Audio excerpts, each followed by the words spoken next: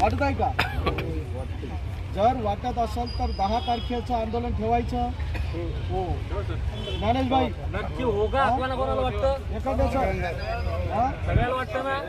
चला एक सर मस्तीवर असं समजू, महाराष्ट्राचे आता बाकीचे किती सोडून द्या, एवढे जरी आले तर आपण जिंकू, पण एवढ्याने सगळ्यांनी हजर राहा. ठीक आहे. एका दिवस आंदोलन जर लावून लागलं आपलं, त्याला आज इंटिमेशन दिलेलं आहे की आपलं आंदोलन लागणार. पण काय हे जर एक आंदोलन लागलं तर 100% सांगतो आपला 2 दिवसामध्ये निर्णय आपल्या हातात येऊ शकतो.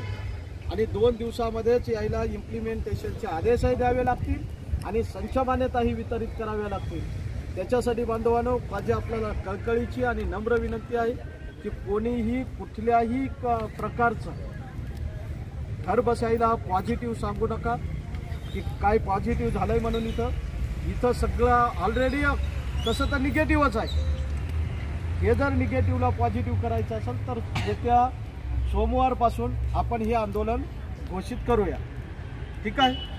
अजून काय गावडकर सर बोले सर कुठे आहे? अजून एक मस्के सरांच्या एक गोष्ट लक्षात आणून देतोय की सन्माननीय पानधडे साहेब पण आणि आयुक्त साहेबाला ज्यावेळेस आम्ही मागणी केली प्रामुख्यानं की बाबा तुम्ही वेतनवाढीचा टप्पावाढीचे आदेश खाली क्षेत्रीय अधिकाऱ्यांना द्या आणि पुणे स्तरावर असलेल्या घोषित शाळांची यादी घोषित करा. त्याचबरोबर ज्युनियर कॉलेजचे जे काही याद्या संचमान्यात अवेलेबल झालेल्या आहेत त्यांचं टप्पा वितरण द्यायला काय अडचण आहे तुम्हाला? हे प्रामुख्यानं मांडल्यावर त्याच्यावरती या स्टेपवर आले आज रोजी की आम्ही सगळ्यासोबत चर्चा करतो आणि त्यावर योग्य ते निर्णय घेऊ. म्हणजे याचा अर्थ तिथपर्यंत जर ते आपल्या एका या चक्रामध्ये जर आले असेल तर पुढच्या आंदोलनामध्ये 100% आपण आदेश घेऊनच घरी जाऊ शकतो. म्हणजे तसं पत्र ते काढू शकतात. फक्त आपली ताकद अजून वाढवावं लागणार आहे. आपल्याला मागणी एकच प्रामुख्याने ठेवायची की ज्युनियर कॉलेज बांधवांची टप्पा वाढ करण्याचे तात्काळ आदेश द्या. सर्व प्राथमिक माध्यमिकचं संच मान्यता जर काही ठिकाणी तुम्हाला 15 दिवस लागत असेल तर त्या आधींवर टप्पा वाढ करा. ठीक आहे. संच मान्यता 8 दिवसात येईल पण त्या आधींवर त्यांचे सुद्धा टप्पा वाढ करण्याचे आदेश द्या आणि अघोषितची जी पुणे स्तरावर असलेली जी यादी आहे ती तात्काळ तुम्ही घोषित करून तिची कारवाई करा. या प्रमुख मागण्या आपण त्या ठिकाणी ठेवल्या आणि त्याच्यावरती आता संचालक आणि स्वतः आयुक्त साहेब चर्चा करणार आहेत. त्याच्यावरती चर्चा करून कुठल्या निर्णयापर्यंत येतोय हे नंतर आपल्याला कळलं या 4-5 दिवसात. पण आपण आपला हा स्ट्रोक पुन्हा जर लावला सोमवारी तर हा स्ट्रोक अतिशय चांगला बसू शकतो. हा बी चांगला बसला आणि तो अजून आणखीन चांगला बसू शकतो. पण ही ताकद वाढली पाहिजेत. आता उपस्थित जे काही बांधव इथं होते त्यांनी वास्तव बघितलं. घरी बसणाऱ्या बांधवांना हेच वास्तव सांगा.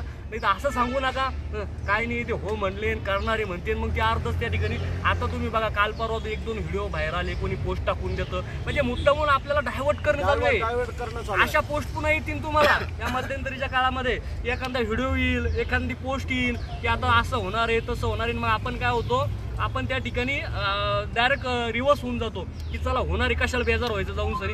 आपण तुम्ही सगळेजण इथं आलात मला माहिती आहे. काही जण रात्रभर हे माणूस बिडून आला, रात्रभर जागून आले सगळेजण इथं. सकाळी इथं उतरले काही जण सकाळी 3-3, 4-4. आता आम्ही सगळे 3 वाजता उठून आंघोळी करून सकाळी गेले 4 वाजता. म्हणजे या सगळ्या मेहनत घेऊन आपण इथपर्यंत पोहोचलोय. आपण काही असं आराम करायला किंवा इथं कुठंतरी तुळशीबाग फिरायला आलो नाही. आपण सगळ्या हक्काच्या वेतनासाठी इथं आलो. ही तळमळ प्रत्येकाच्या मनात राहू द्या आणि बांधवांनाही सांगा बांधवांनो प्रॅक्टिकल पेपर हे होतच राहणार आहे. हे दरवर्षी आहे. कुणावर तरी तुमचा याचा भार त्याच्यावर टाका.